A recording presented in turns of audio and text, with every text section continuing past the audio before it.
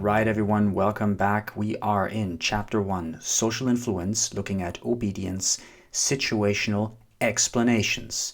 This is the third video in a 4-part series on obedience, and let's go. Just as a reminder, in the video description below, you can find a complete mind map of the entirety of the obedience subchapter that links all of the different experiments and pros and cons of the evaluation sections to each other so that you get a nice overview of the entirety of obedience.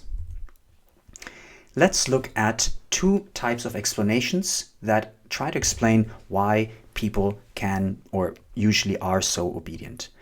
Now, the first one is the so-called agentic state. What is that? The agentic state is when a person becomes an agent, i.e., they act in place of someone else.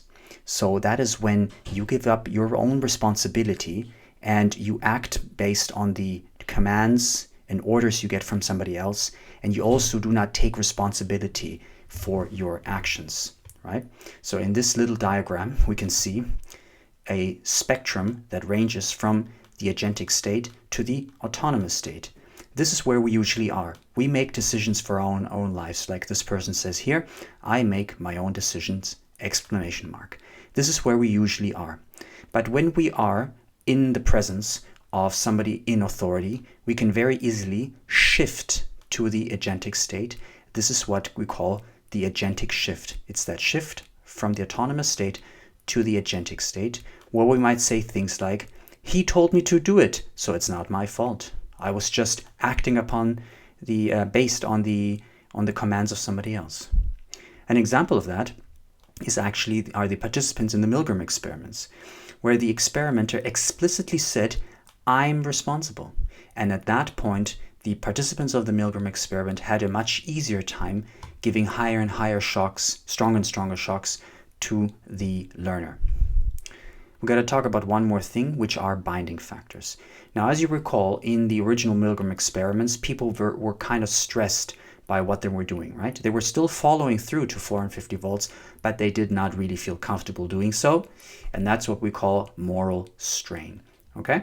And so what they came up with are strategies in order to justify their actions, in order to not feel so bad about themselves. You can come up with your own ideas, but something I came up with, what these participants might have thought was, they signed up voluntarily. It's their fault, not mine, right? They knew they might get shocked, and so it's their fault, right? They should have known not to sign up to this experiment. And that allows the participants to feel better about themselves, because now they don't carry the responsibility, at least not in their heads. Now, the Nuremberg Trials feed right into this agentic state idea. After the Second World War, the Allied forces, the French, the Americans, and the British, came together in Nuremberg, which is a city in Germany, to discuss what to do with the high-ranking Nazi officials, especially the ones that were responsible for planning and carrying out the Holocaust. And the media back then was all hyped up around what kind of evil person they're going to be able to witness in these trials, because only a very truly, truly evil human being could have sent millions to their death. But the almost even scarier thing is that in these trials, they got to see a normal guy. Just a guy, a bureaucrat, doing his work, signing papers, signing millions to their death. Right? And then they asked him, why did you do the things you did? And his defense was, I was just following orders. That sounds like the agentic state, doesn't it?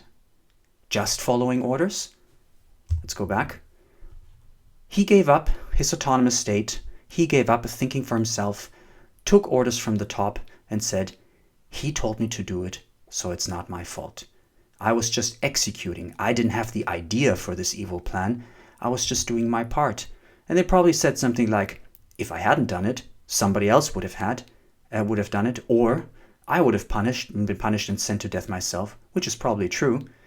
And we can have an ethical discussion about whether even if he knew he would have been killed if he didn't execute the command, whether he should have still done it, or if he could have done anything at all, and what his punishment should have been.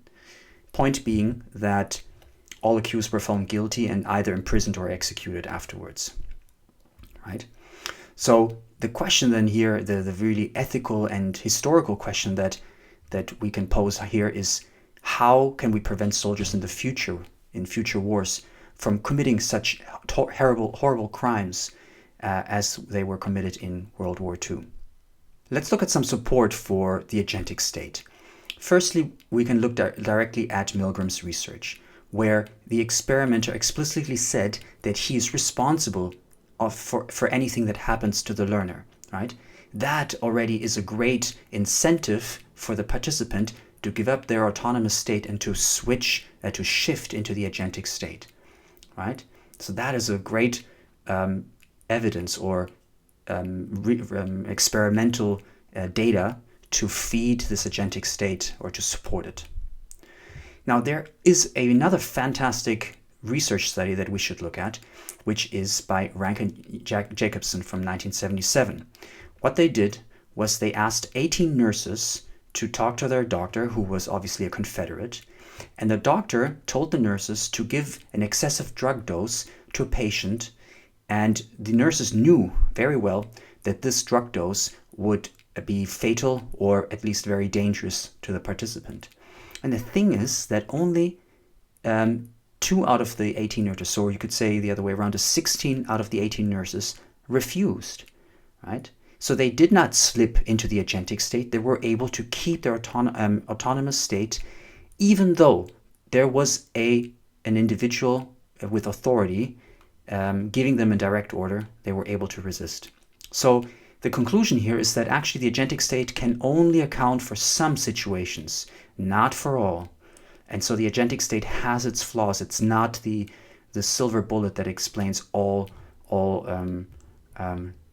obedient behavior. The second explanation is called legitimacy of authority. Now let's explain what that is.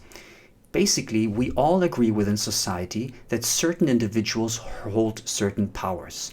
For example, we all agree that parents should be able to make decisions for their children.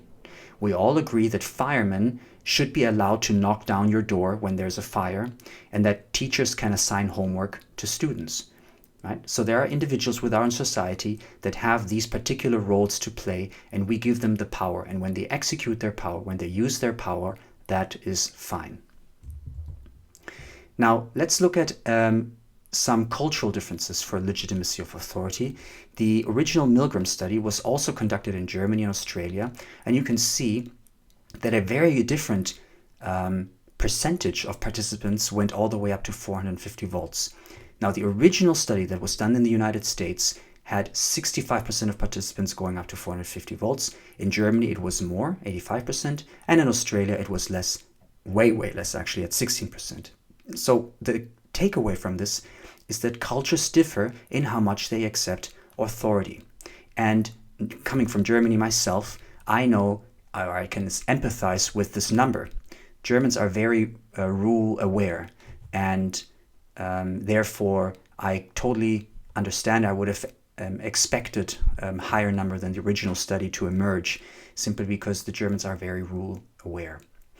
And that feeds into our education as well.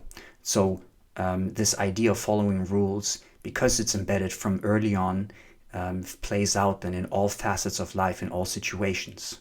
Yeah?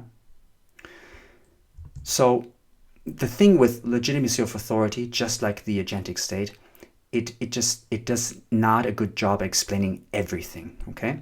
And especially when it comes to disobedient behavior, it kind of fails. So in Milgram's experiment and in that nurse study that we looked at previously, the person of authority was obvious. It was Milgram or the doctor. But in both experiments, some of the participants disobeyed, right? We didn't have 100% of Milgram's participants going to 450 volts. And we had 16 out of 18 nurses not following the orders of the doctor. So the legitimacy of authority cannot explain why that is. Why are not all people obeying? Why is there disobedience? Okay? And this has something to do with individual differences. If you look inside the person, like their personality or something, this is what we call dispositional variables, and we're going to look at that in the next video. So that's it for today. If you'd like to download these slides, you can find them following the link in the video description below. If you are a teacher and you'd like to quiz your students on this content, you can sign up for free on ZenTeach and use our quizzing tool.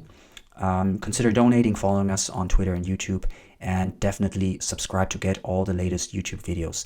The next lesson will be on obedience.